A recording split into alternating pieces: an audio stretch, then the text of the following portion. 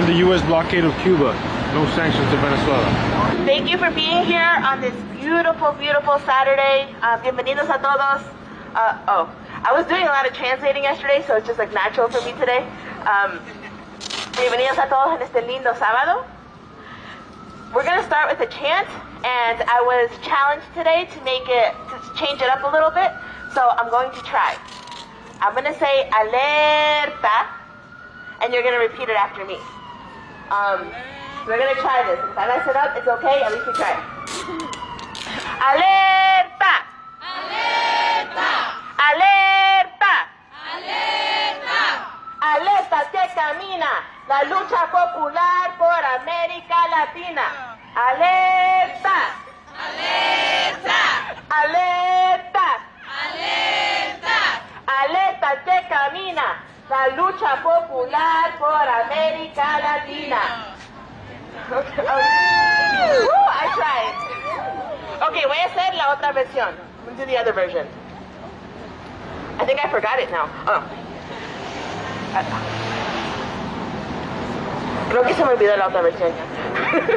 Okay, bienvenidos a todos. So thank you everyone for coming to the rally to end the U.S. blockade of Cuba and stop U.S. aggression against Venezuela. Yeah! Woo! My name is Carla Reyes, and I am an organizer with the Answer Coalition. I am also a public school teacher in Brooklyn. I teach high school in Brooklyn. Woo! And for those of you who don't know, ANSWER stands for Act Now to Stop War and End Racism. A few years ago, in 2015, I was also honored to travel to Venezuela for the primaries, the National Assembly primaries, that election. And I was able to talk to a lot of folks in Venezuela. And the beautiful thing about Venezuela is the consciousness of the people. The people knew that it was a guerra económica. It was an economic war that was being waged against them by the capitalists in Venezuela and imperialists here in the United States.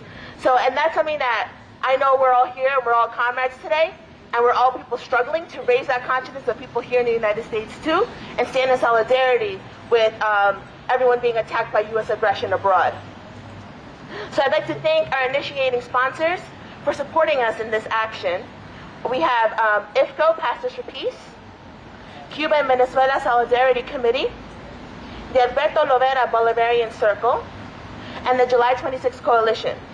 And we'd also like to give a shout out to Defend Democracy in Brazil, who is sponsoring this action. We have a number of powerful speakers today, many from organizations that have listed here, and other performances as well. So today is going to be very artistic too. Art is a way to make revolution irresistible and appealing to people. It is, yes, yay. So we are here to support the Cuban Revolution. We are here to support the Bolivarian Revolution and support all working and oppressed people in Latin America fighting for a better world. So I'd like to welcome our first speaker. She is a powerful organizer from Queens. Well, in Queens. Es brasileña. And she is a revolutionary, and I am proud to call her a comrade. So I'd like to welcome Gabi Silva from the Answer Coalition.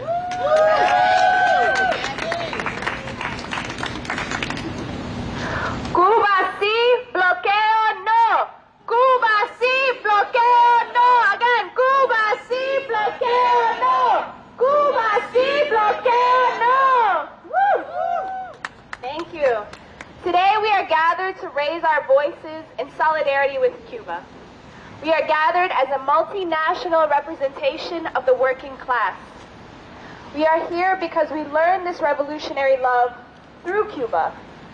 Cuba has shown extensive solidarity with working class and oppressed people of the United States. 18 years ago, Fidel Castro announced at the Riverside Church in Harlem a program at Cuba's Latin American School of Medicine that would train people from the U.S.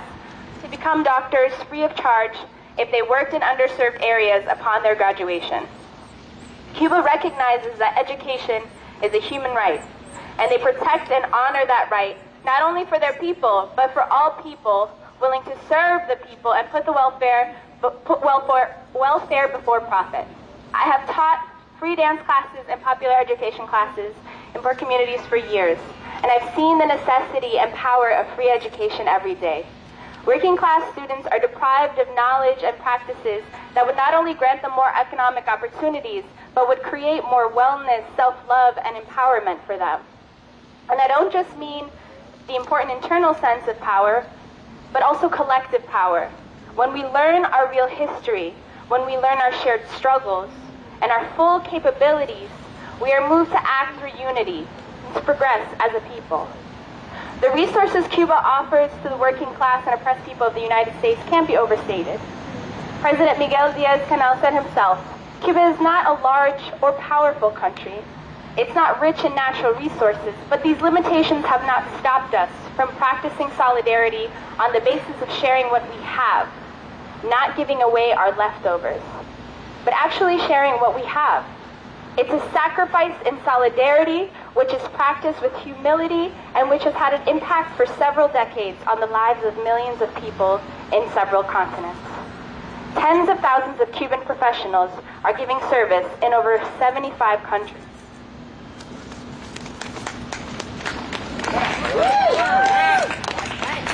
And when I think of the vast resources that the United States has and the scraps it gives to its own people, I can't help but to be angry. Are you angry? Yes! We should be. I think of the homeless people in the richest city of the world. I think of Puerto Rico and the disaster capitalism happening there now post-Hurricane Maria. I think of the $934 billion the blockade has cost Cuba over the past 56 years. Cuba is still, despite all of that, Cuba's firm in their international solidarity. Thousands of Cuban doctors have provided free medical care to the world's poorest people. Thousands of Cuban volunteers fought in apartheid South Africa and Angola. To quote President Miguel Díaz-Canel, Cuba is committed to those who have suffered and continues to suffer injustice and exclusion. To those who have suffered and still continue to suffer as a result of colonialism, neoliberalism, imperialism, and racism. Now imagine if we could say the same about our own country. Since 1992, virtually every nation has voted in favor of ending the blockade at the United Nations, with the exception of the United States and Israel. In the last United Nations General Assembly vote in November, 191 governments were for ending the blockade, and only 2 were against it. The U.S. tries to justify its genocidal economic blockade by slandering the Cuban government and interfering with its international affairs. Our government spends millions of dollars each year attacking Cuba in this way. Despite Cuba's ingenuity and resilience in sustaining its people throughout this economic warfare, the U.S. blockade continues to deprive the Cuban people of necessary resources. It negatively impacts every part of their society. Infrastructure projects are delayed, housing can't be built, hospitals have to cancel elective surgeries, agricultural cooperatives struggle to rebuild after hurricane damage, factories can't acquire supplies, and school materials are hard to come by for students. Cuba has managed to survive because as a result of their socialist revolution, they have a planned economy that produces and distributes resources according to need, not profit. And this is the reason we're gathered here today. We're here to fight for justice. We're here to stand together against colonialism, against neoliberalism, against the blockade. Let's fight for a foreign policy of solidarity, not war. A foreign policy of liberation, not racism. And a policy of socialism, not capitalism. Cuba sí bloquea, no! Cuba sí bloquea, no!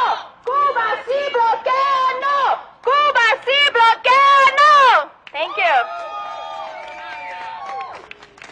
Thank you, Gabby, from the Answer Coalition, for coming out and inspiring us with your powerful words. So next, I would like to invite Ana Lopez from the Boricua Human Rights Network.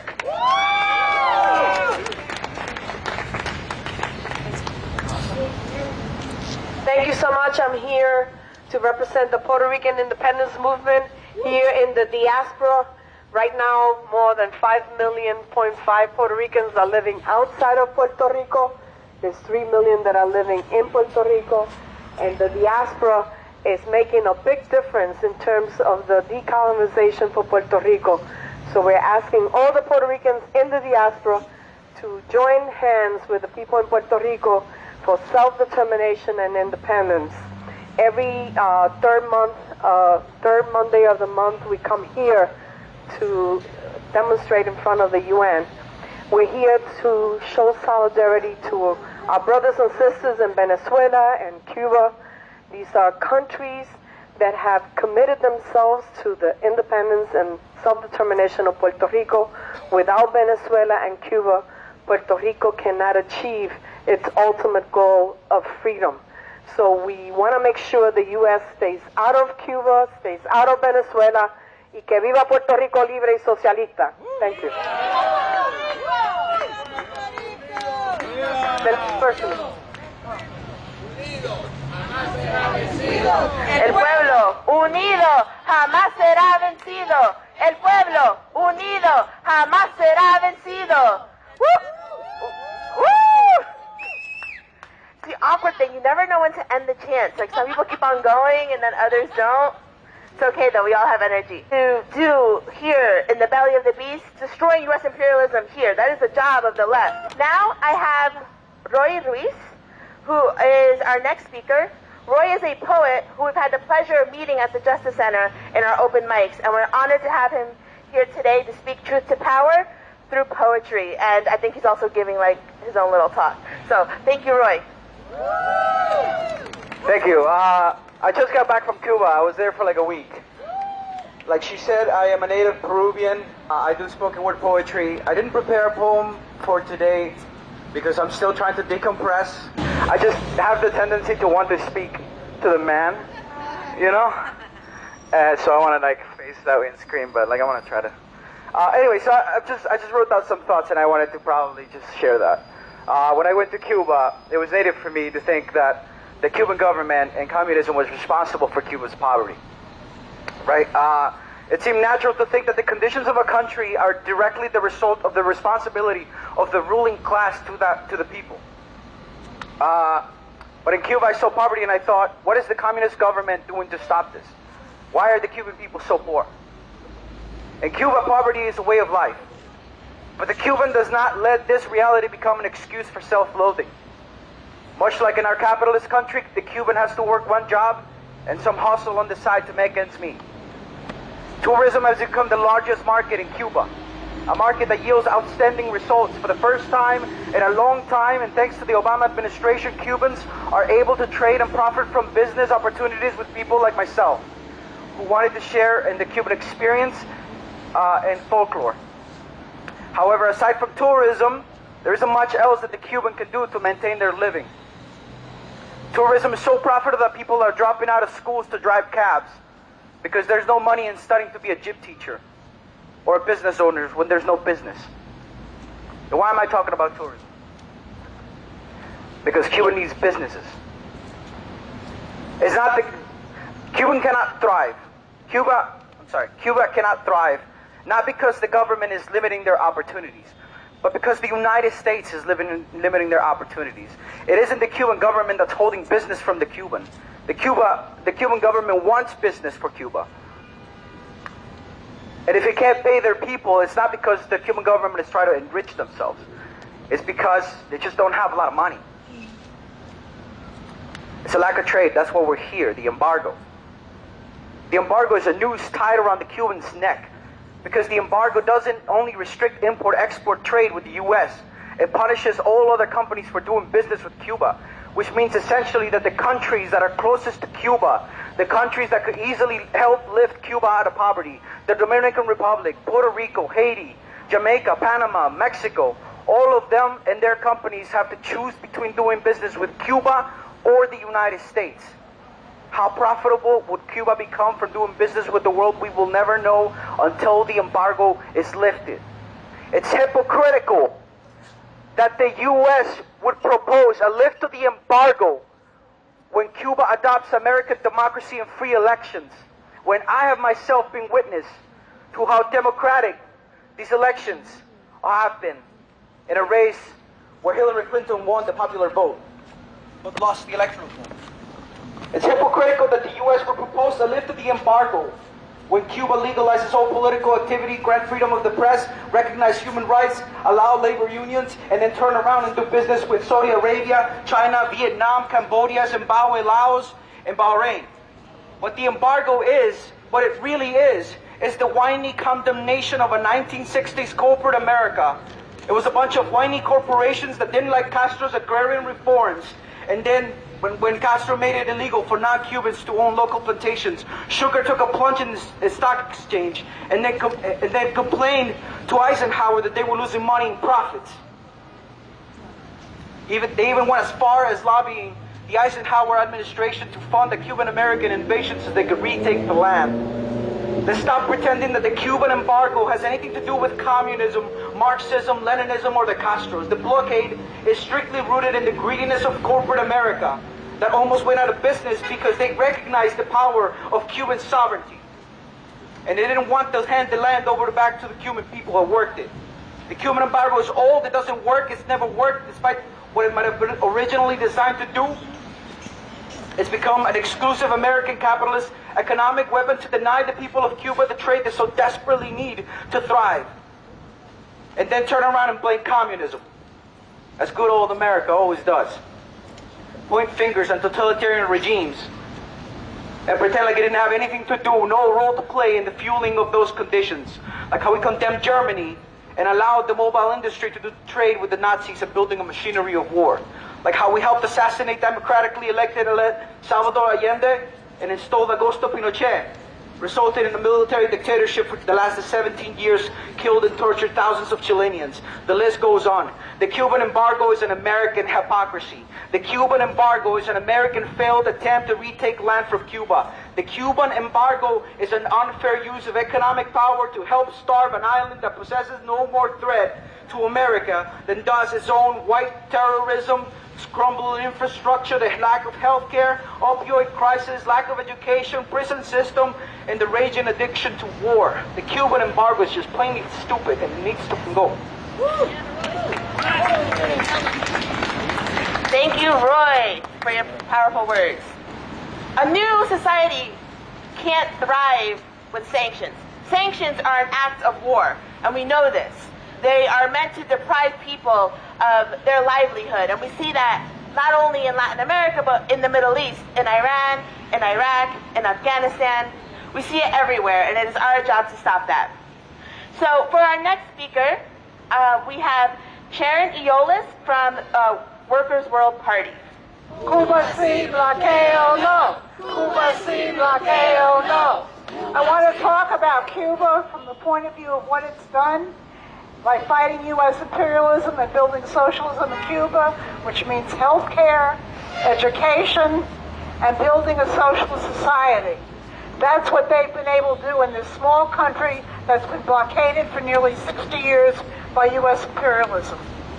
I would be remiss if I didn't also raise the question of Venezuela and that of Puerto Rico.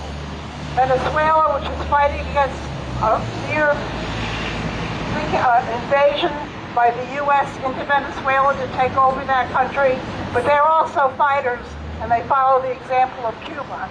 And we're in solidarity with the people of Venezuela and with the struggle against imperialism invading their country. Further, I just want to mention Puerto Rico, because we know how that's a U.S. colony, and in the next few days there'll be a very important tribunal put the U.S. on trial for colonial crimes in Puerto Rico, and that will be Saturday, October 27th at 9 a.m. at the Holy Rood Church. This is a program that will expose the U.S. crimes in Puerto Rico and how they have undone any helpful things for Puerto Rico after the hurricanes and the terrible, terrible tragedy it's been for thousands upon thousands of people there who've lost their homes, their ability to work, and their ability just to function. And the U.S. has done very little to be helpful in that situation. We think this is a struggle that's been going on for 120 years against Puerto Rico, and it's time for people to rise up, and they are struggling. And this tribunal will expose the conditions in Puerto Rico and the role of U.S. imperialism. I want to end with just saying, end the blockade of Cuba now, end the pseudo invasion of Venezuela, which we know U.S. imperialism is looking in Latin America and looking to put troops in there and to try to overthrow the revolutionary struggle and the building towards socialism in Venezuela, and the U.S. blockade of Cuba. Thank you, Sharon. For our next speaker, we have Emily from the Party for Socialism and Liberation, who is a longtime organizer here in New York City, and also has very strong connections with organizers on the left out in Venezuela. So I'd like to welcome Emily. Thank you. Great. Hi, saludos. My name is Emily, and I'm here from the Answer Coalition. I'm here to talk to you today about a country where people are suffering tremendous poverty because of their government's greed and wrongdoings, a government that's been called a dictatorship and hostile to other nations, and that country is the United States of America. That's right. Right here in New York City, 1 in 10 public school students is homeless. Here in this city, there are 3 apartments sitting vacant for every homeless person. Here in New York City at Rikers Island, it costs nearly $250,000 a year to keep each person locked up, and most of the people there are just awaiting trial. Meanwhile, the average New Yorker with student debt has about $35,000 of student debt. Right here in this city, a woman died in the waiting room of Kings County Hospital in Brooklyn while she was waiting to get medical care. And I know she wasn't even the only one to die in a hospital waiting room in this city, in this country, or to die outside of a hospital waiting room because it costs too much just to go to the hospital. But in La República Bolivariana de Venezuela, the Bolivarian government has built 2 million low-cost homes for people to live in, with a goal to build 3 million by 2019. All elementary school students in Venezuela are given laptops by the government, and all college students get tablets. Illiteracy vanished, including 1.5 million adult Venezuelans who learned to read in the first 2 years of Chavez's term in office. And though it's true that the economic crisis has made it difficult for people to get important medicines and medical supplies, the result of an imperialist blockade that's playing with people's lives, everyone in Venezuela, no matter what barrio or small town they live in, has access to health care near where they live, and it's free. I was in Venezuela in August, and I got there and everybody told me the subway has gotten so bad in Caracas because of the crisis and la guerra económica. It's terrible. Sometimes the escalators don't work, and there are train delays sometimes, and the train can get really crowded. I was like, okay, that's crazy. And I know, inflation has been really bad because of the crisis. So how much does it cost to ride the subway now in Caracas? And they're like, oh, it's free. Oh, it's free.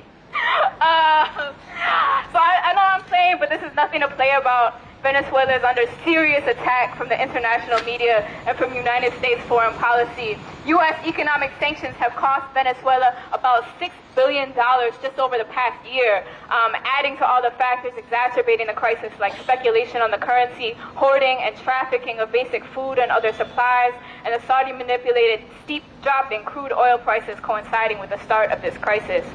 The U.S. State Department has also threatened military intervention, with Trump making that threat very explicit during his address to the UN General Assembly.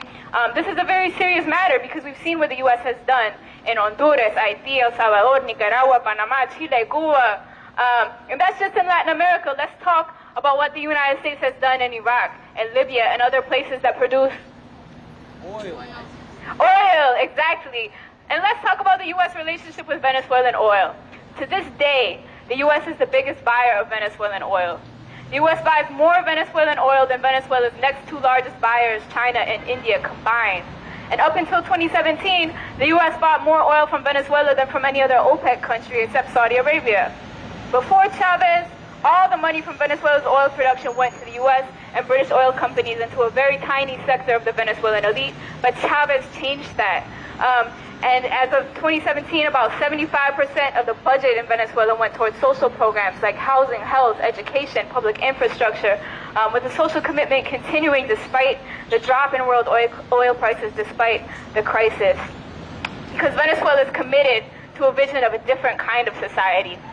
That's why today's action is so critical. We're here to defend Venezuela from imperialist aggression, military, economic, or otherwise. We're fighting to defend the people of Venezuela and that vision of a different society, a society that meets real human need. We stand in solidarity with la República Bolivariana de Venezuela, with the legacy of Chávez y su hijo, el presidente obrero Nicolás Maduro. La lucha obrera no tiene frontera. Sometimes when people get to lamenting the crisis, and this is the last thing I'll say, sometimes when people get to lamenting the crisis in Venezuela, somebody there will say, Maduro no es Chávez, Maduro isn't Chávez. And my friend once said, okay, maybe Maduro isn't Chávez, but guess what? I'm Chávez.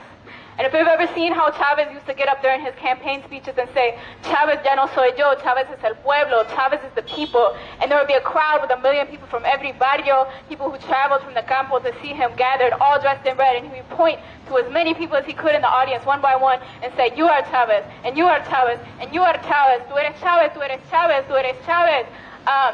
And so in the spirit of Simón Bolívar, in the spirit of Juana la Avanzadora, and Argelia Laya, and El Cimarrón Guillermo Rivas, and so many other freedom fighters in Venezuelan history, in the spirit of El Comandante Hugo Rafael Chávez Frías, it's up to every single one of us to be Chávez.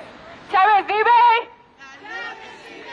Chávez vive, vive! Chávez vive, vive. La lucha sigue, sigue! La lucha sigue, sigue. Chávez vive, vive! La lucha sigue, sigue!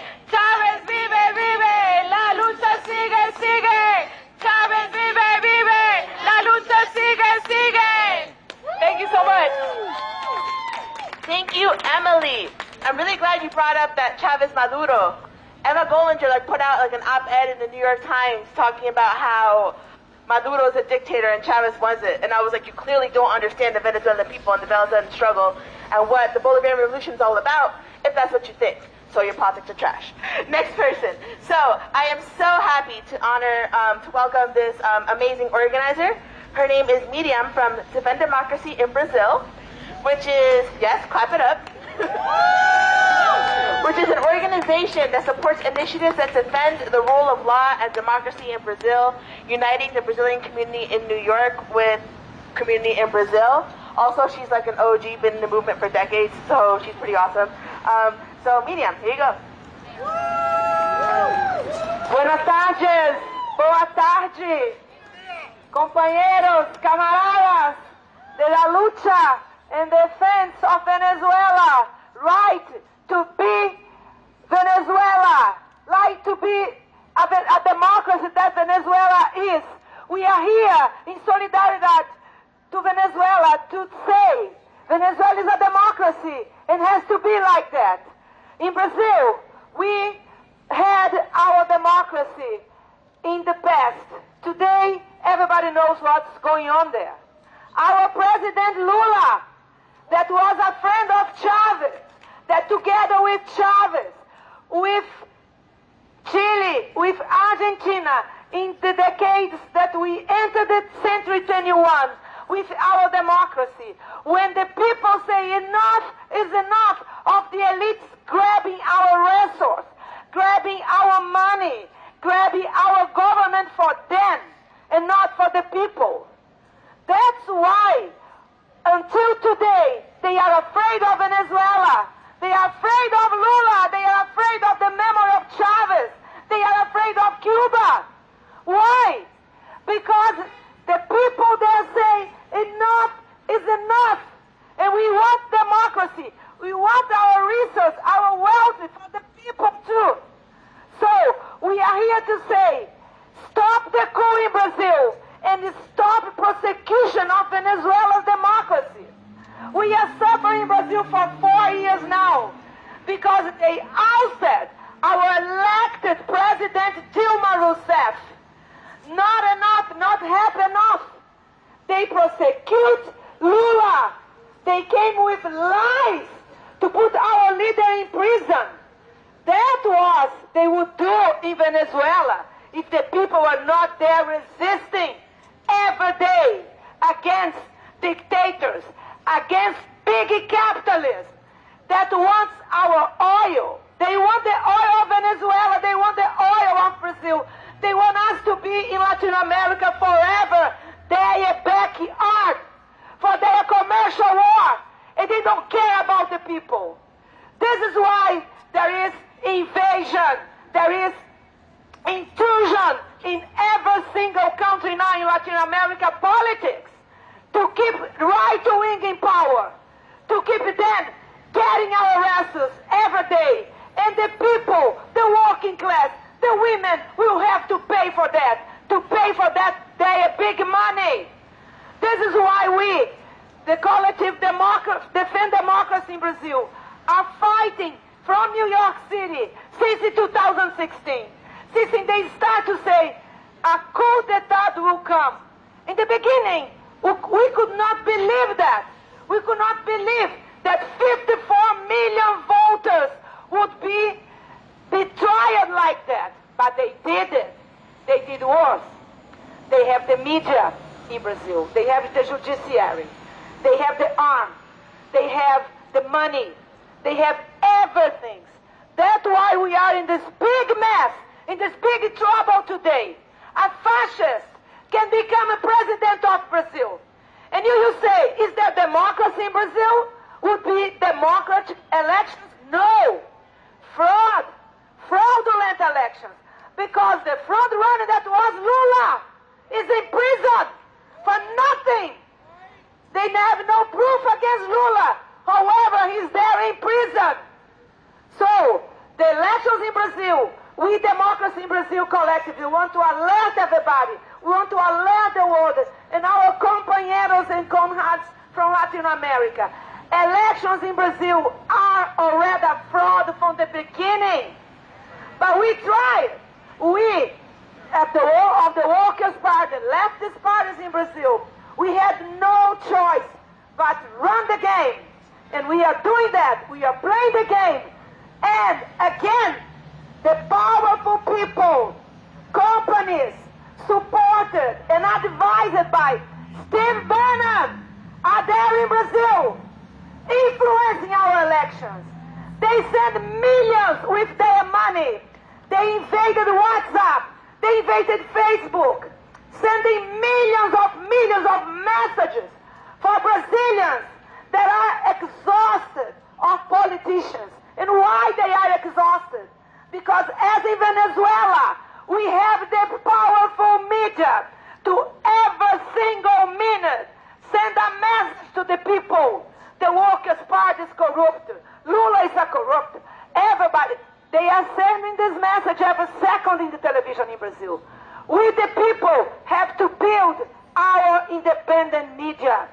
We have to build groups, collect, as Chavez did in Venezuela, to resist for our democracy. I want to tell you that we Brazilians, we will resist. We will not permit that our achievements, our conquer, everything that we conquered those years will go in the hands of a fascist, capitalist, neoliberal politicians. We will fight back. I want to invite you, please fight with us. We will be here with you. Venezuela will be with Brazil. We will be with Nicaragua, Honduras, Panama, Guatemala, Peru, Colombia. Everybody that are invaded for big capitalists. Hands off Latin America. Thank you very much. And la lucha continua, compañeros. I know we promised you some art, so that is coming. We are here now to invite Living Theater to come perform. They are in support of Cuba, Venezuela, and Brazil, and they also invite you, this is hands-on, folks, right? Like, teaching 101, you want to get people involved, you got to do something too. So, this is hands-on, and they invite you to join the performance. So here is Living Theater.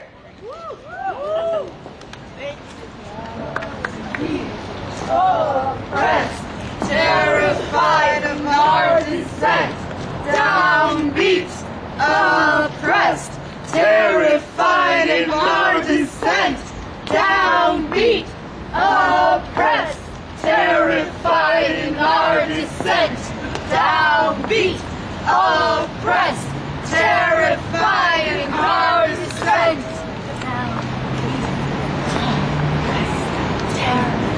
Let us get together. and fight against foreign interference in our countries and for our country's sovereignty. Down beat, oppressed, terrified in our descent.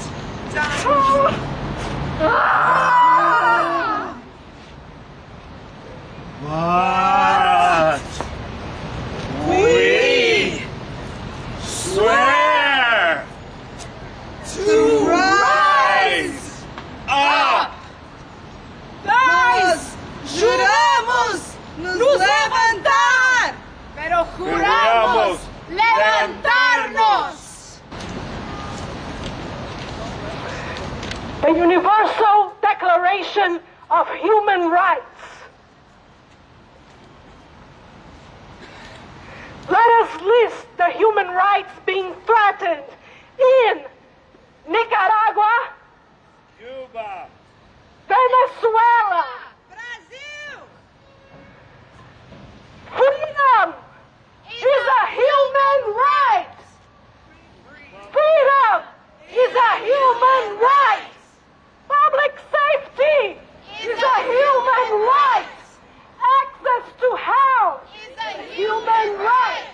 Employment Is a human right. Access to food Is a human right. Gender equality Is a human right. Racial equality Is a human right. Freedom of speech is a human right. Education is a human right. Let us bring up the losses we have had to the culture of silence that settles in and silences us. Let us bring up the question of art and repression. That of celebration of our human differences and the reinforcement of prejudice. That of the distribution of each country's riches and the hungry we see every day.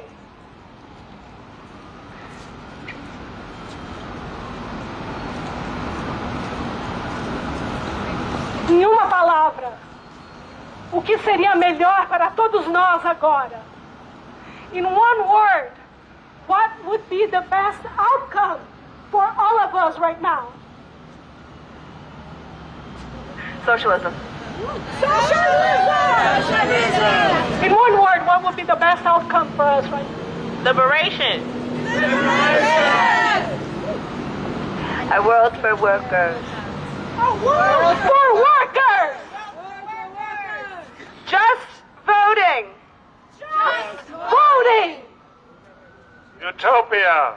Utopia! Anybody else? Una revolución. Una revolución! Anybody else? Socialismo! Socialismo! Come please join us. Igualdade! Igualdade! Derechos humanos! Derechos humanos! Killing killer cops! Killing killer cops! Gender equality!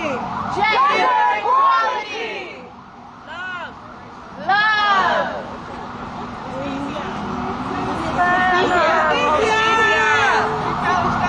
Struggle for equality,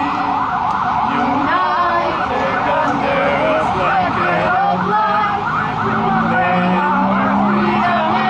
we proclaim our freedom and Beneath this banner of peace, we struggle for equality. united under a blanket of light, we proclaim our freedom and rights. Please join us. Join us if you want to join. Beneath this banner of peace and our freedom and rights. Beneath this banner of peace, we struggle for equality.